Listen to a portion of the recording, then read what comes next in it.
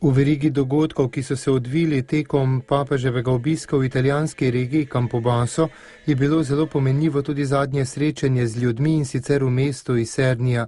Njegov namen je bil pozdrav z meščani ter odprtje jubilejnega leta ob 800-letnici rojstva njihovega rojaka in domačina, papeža Celestina V. Na začetku svojega govora je sveti oče omenil, da so zbrani na kraju, ki nosi ime Trg pred katedralo.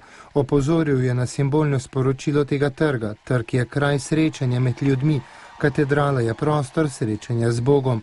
V krščanstvu namreč ni kontrasta med svetim in profanim, je še dejal papež Frančišek.